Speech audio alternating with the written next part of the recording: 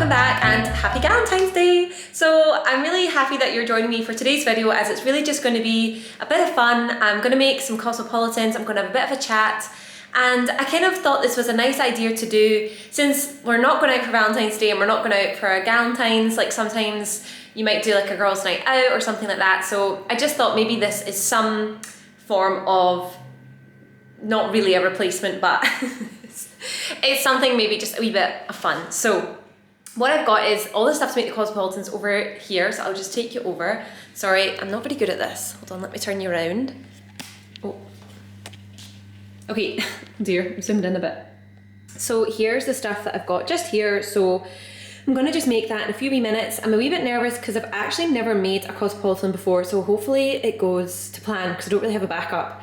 And the recipe that I'm using does suggest Cointreau, which not all of them did, but I'm gonna use the one that has the Cointreau in it. So just to quickly introduce myself, my name is Lesley. If you're new here, I hope you will stay and join me for this little fun night in. I wasn't sure whether to go like night in or night out vibe, but I decided since we're not going anywhere, I'll go for like girls' night in. So that's why I've put my pajamas on.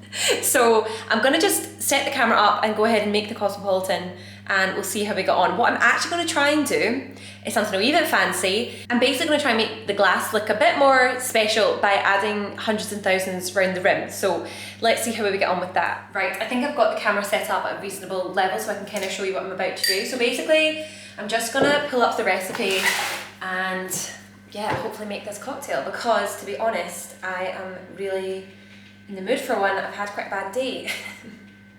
Basically, it's just been a stressful day and I think a few things have gone wrong. So yeah, and I'm also going to try and keep the pace of this video just a wee bit more relaxed, a wee bit more calm, because I do know I sometimes talk really fast, and you know, the outfit changing ones are more stressful to film, so I'm trying to keep this nice and relaxed.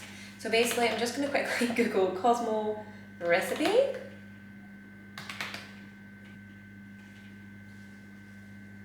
Right, this is actually looking a bit stressful because how do you work when it says 1.5 parts? Right, I might try another recipe. Right, I found an easy one that's in mils. So basically, I actually don't even have cocktail shakers, and I kind of wanted this video just to show you don't need all that stuff just to make it at home. So basically, I'm just going to use, I think an old water bottle. So yeah, I'm actually going to use Jack's old water bottle. And that'll be fine, don't worry, I definitely will clean it out. So, okay, combine all ingredients in the shaker. So first of all, it says 20 ml of the Cointreau. Oops. It smells quite nice. And obviously you could just eyeball this, but I'm actually going to try and make it as accurate as possible. So this, I'm just going to measure the Cointreau. So it's 20 ml, but I'm going to maybe 25 because this is what that measurement is. So that's gone in. 40 ml of vodka. So I'm just using Smirnoff because I don't drink vodka that much, but this is what I had in the cupboard, so sure it'll be fine. That's 25 going in, and we need 15.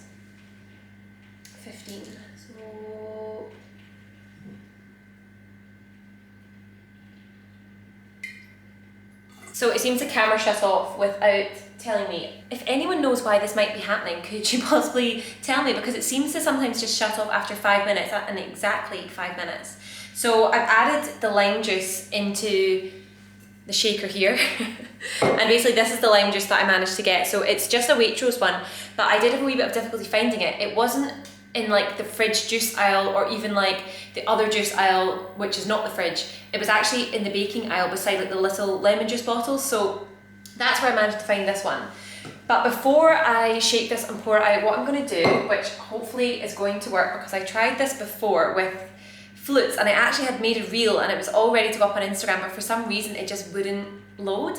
I don't know whether it was because it was 30 seconds and it just wasn't allowed. I don't know, it just kept saying unable to publish this, so I never managed to upload it, and it was supposed to be in time for Christmas to make your Prosecco or whatever a bit more sparkly and Christmassy. So what I'm going to try and do is basically decorate the rim of the glass, which is actually, it's not too difficult. I'm just worried because this is such a wide glass, but we'll see how we get on. So what I'm going to do is basically pop a bit of honey onto a plate that I've got just here. So all I'm going to do, I'm going to just test roughly what is the Okay, so it is quite wide. I wanted to sort of really be at the edge of the plate, really. You really actually don't need that much, but I have a feeling this is gonna go horribly wrong. So basically, in theory, all I need to do is rub this glass in this honey, which I'm doing just now. So just like twisting it around like that. I'll leave that there for 1 second. I'm gonna get another plate. Actually, no. I've actually gone for a bowl. I think it's gonna be easier. And yeah, I basically just got hundreds and thousands, which I'm gonna just pop in the bowl. So they're just in there like that. And then in theory, all I need to do is lift this glass. So that's that all honey-ish. And I'm now just doing this. Okay, how does it look? Oh yay, that's not bad. Okay, there you can kind of see. So it just makes it like a wee bit, I don't know, a wee bit fancier. So now, for the big moment, I'm gonna shake the cocktail. Oh, by the way, these martini glasses, I actually just ordered these from Amazon because I didn't have any, and I think they're around about £12. So, you know, if you want to try and make like cocktails at home, I do think the glass just adds a wee bit of just kind of, I don't know, fun to it. So here we go. I really hope this is a nice colour. Oh, it's quite pale. Oh, gosh, could do with a bit more. Okay, that looks not bad. Not bad. I might just taste it because I don't want to take it and sit down if it's not that nice. Oh, it's not bad. I mean, the only thing is the hundreds and thousands are kind of falling off a bit. What I might just do is add a tiny bit more of everything just to top it up a wee bit. Yeah, that's what I'll do, and I'll continue on. Here we go. It's quite strong. I topped it up a wee bit so you can see it's slightly darker now. Because to be honest, I didn't follow the exact measurements, I just shoved some stuff in and then it was quite strong, so I put more cranberry in. But I hope you can see that, like adding the little, like hundreds and thousands, I think it just makes it look, I don't know, extra cute. So for this next section of the video, I'm basically going to go through some of the questions that you sent me on Instagram, so thank you very much if you sent in a question. Yeah, so I hope, I'm sorry, Teddy's being so annoying and barking, I don't know why. But yeah, hopefully this is going to be quite a relaxing video and yeah, it'll just be a bit of fun. I mean, I'm certainly enjoying this Cosmopolitan, so cheers. Okay, so the first question is, what is your favourite movie and why? And I love this question because it's something I actually haven't talked about. But my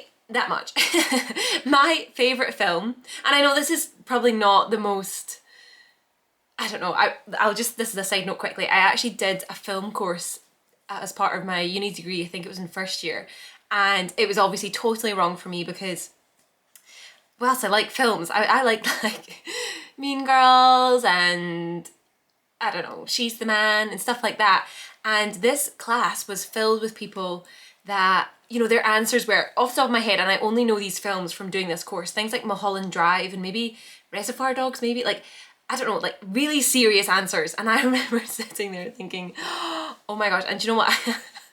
I just said, oh, I've just got so many, I can't pick one. And I dodged the question because my real answer, my favourite film is Legally Blonde. I absolutely love Elle Woods. And I know I've gone on and on about Blair Waldorf, but Elle Woods, I think Elle Woods is my icon in terms of, my fictional icon in terms of her achievements, her attitude, the way she deals with things. With Blair, I actually don't love her personality. I mean, obviously, because she's actually not that nice. But with Legally Blonde, with Elle Woods, I feel as if I really, really resonate with her because, so I used to do whiskey tastings and it was my own events, it was me that was organising and hosting it, but it would always be literally 95% a male audience, and you were talking maybe a room of like 45 men.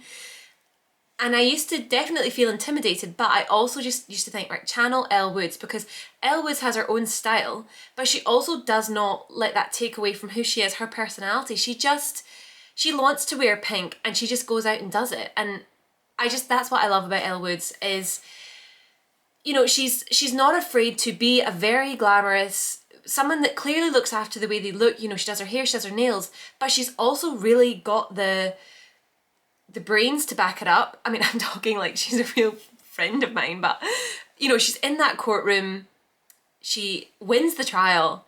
So yeah, for me, she's honestly a feminist icon, and I know maybe that's not, I don't know, to me she is. And I've actually seen people have done this, like blog posts on it, the ways that she encompasses femininity. Did I say that right? Yeah, femininity, but she actually gets the job done. And she also, the bit when Warner obviously says, "You're not smart enough," and she just says, "I'll show you who's smart enough." Like that is an amazing cinematic moment. So that is my answer. Legally Blonde is my 100% my favourite film. Second favourite film, Legally Blonde 2. If you wanted another answer in terms of, because I also really do love like psychological thrillers. I loved Shutter Island. I thought that was a phenomenal film and kept me guessing. And it was one of those ones you can still have discussions about what really was the ending. But I'm going to move on from this question because I feel like I've been on it a wee bit too long. So the next question is most romantic moment of your life apart from my engagement. So this is one I actually was a bit stumped about because I haven't really thought about my answers, but when I read this one I was like, gosh, do I have any moment? And that's not that sounds really bad, but I think it's not as if Jack and I are a couple that really have had huge displays of affection or romantic moments. We've honestly not really, and that is why the engagement is 100% the most romantic moment of my life. And I would also, if anyone was interested, and even if one person said they were interested, I'd probably do it, is do a video just chatting about the moment I got engaged and all the things around it, because there's also a really special champagne that I'd love to review and kind of have that as a video together. But of course I don't know if anyone would even care about that, but I might just do it anyway. So another moment, I think one of the moments that I felt truly like, I guess, loved by Jack was when, so I studied abroad in Canada for a year when I was turning 21. So yeah, I was 20 years old, I was going to Canada, and that was like the biggest thing I had ever done. I'm a bit of a home bird.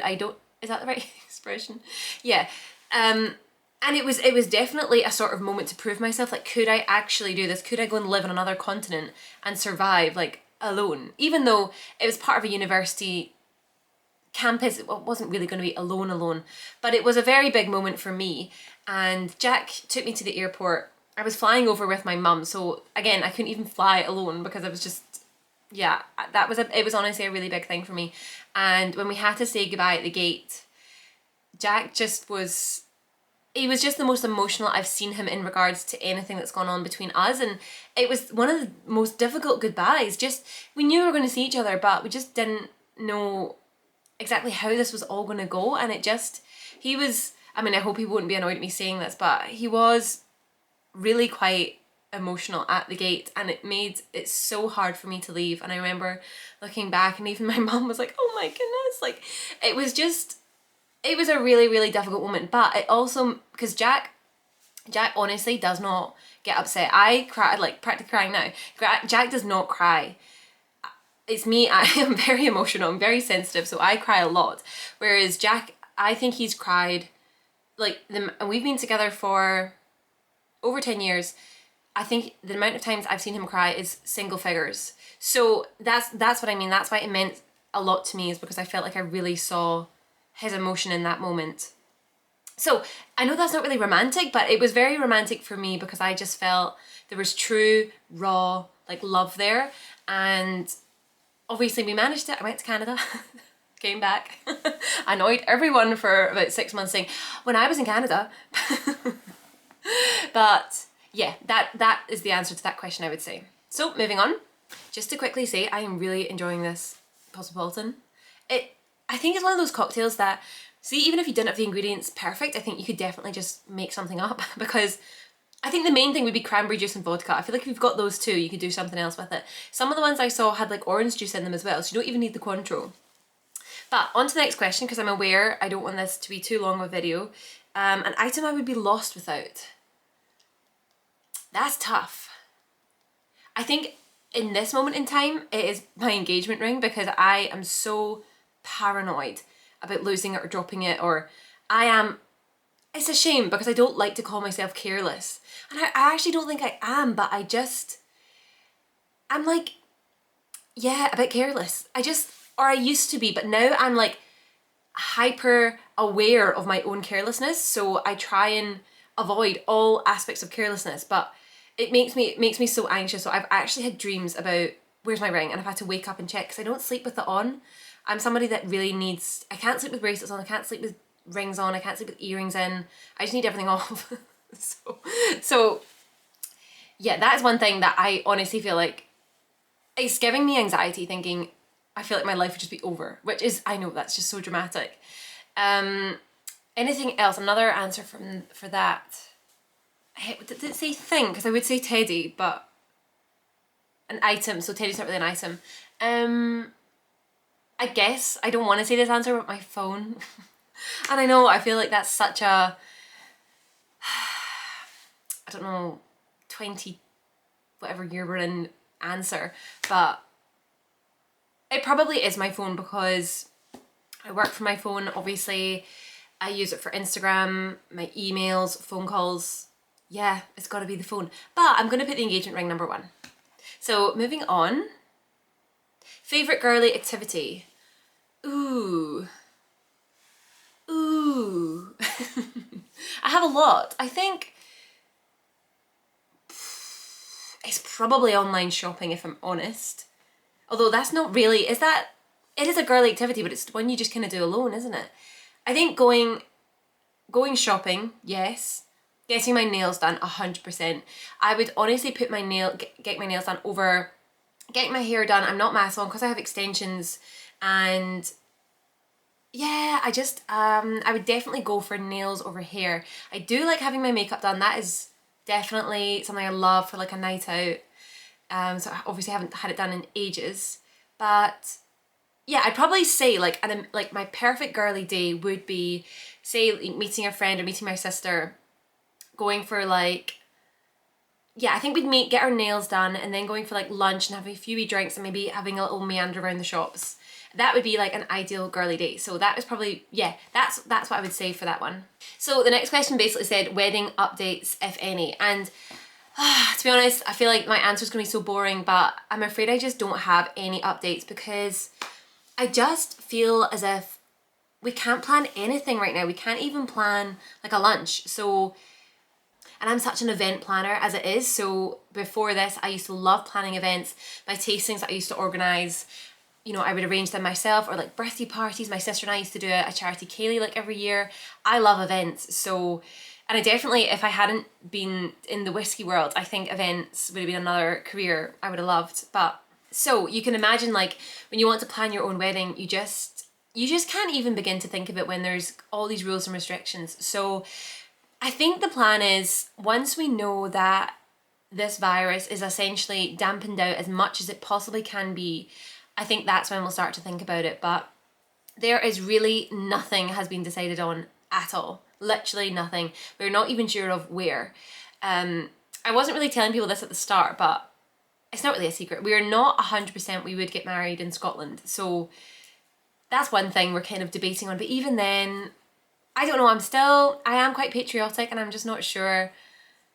Would I, but then it's the weather. I just cannot stand the weather here. It's just so bad. And I know, it seems particularly bad at the minute because it's winter and it's so rainy and it's so cold.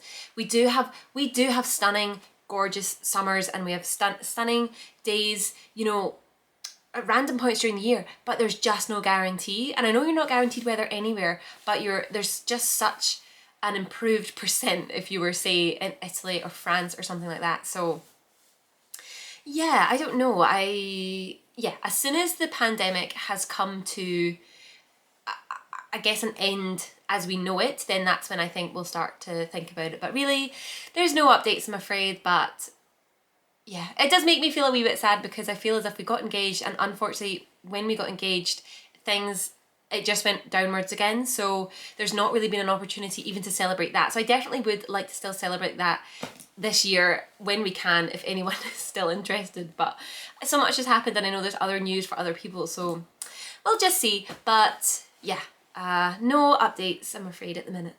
So moving on to the last question, which is favourite Glasgow hotspots for Gals Night Out. So this is going to be one for anyone in Glasgow, or if you ever visit Glasgow, these are my hotspots that I would go to. So I think as the age I am now, I am kind of beyond a totally wild, raucous night. Okay, I'm not really, but I do feel too old for clubs. Like, I cannot go in a club anymore, I just don't think. But where would I go? Well, so what I would probably do, start off the night, is go somewhere like the Ivy, or really like Bow and Birdie for like a glam girls dinner or a girls lunch. Obviously order like a bottle or cocktails or something like that. So it'd probably Ivy, Bow and Birdie. I'm trying to think where else. I loved Hutchison's, but apparently they're not reopening. And I would say I used to love their champagne brunches, the themed ones, like, oh, they were just so good. So I don't know if those are a thing of the past now, but I definitely would have said that. I think, is there anywhere else I would say? So that's where I would probably start off, and then I'd probably head to, oh, I mean, I find it slim pickings. I find it hard in Glasgow because I'm at a stage where I'm not really going to clubs or bars that are like club-like, but it's hard to know where can you go. Where can you go? I think, I mean, October looks very, very pretty, but I don't often love the vibe in there. Where else would I go? I've actually had this problem, I would say, for the last like 2-3 birthdays of mine. It's like, where's somewhere that has a bit of atmosphere, a bit of a vibe, but isn't like a club?